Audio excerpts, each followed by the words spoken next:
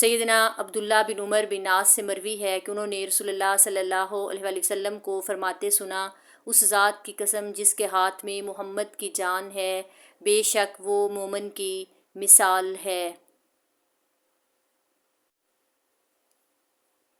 سونے کے ٹکڑے کی طرح ہے، جب مالک اسے بھٹی میں ڈال کر اس پر پھونک مارتا ہے تو نہ وہ تبدیل ہوتا ہے اور نہ کم ہوتا ہے۔ اس ذات کی قسم جس کے ہاتھ میں محمد صلی اللہ علیہ وآلہ وسلم کی جان ہے، بے شک مومن کی مثال شہد کی مکھی کی طرح ہے جو پھول جیسی پاکیزہ چیز کھاتی ہے، پاکیزہ چیز نکالتی ہے، اور جب وہ کسی چیز پر بیٹھتی ہے تو وہ اسے نہ توڑتی ہے اور نہ ہی خراب کرتی ہے۔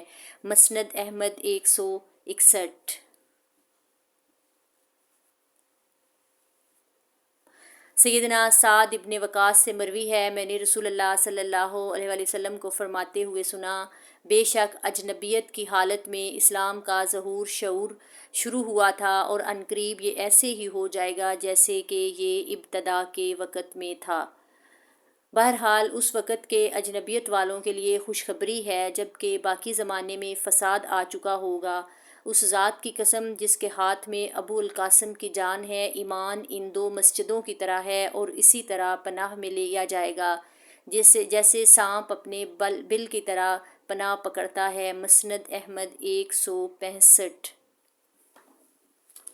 سیدنا ابو ہریرہ سے روایت ہے، نبی کریم صلی اللہ علیہ وآلہ وسلم نے فرمایا، دین اپنی ابتدا کے وقت میں بھی ناموس تھا، اور عنقریب یہ ناموس ہو جائے گا، پس اس کو اپنانے والے ناموس لوگوں کے لیے خوشخبری ہے۔ مسند احمد 167۔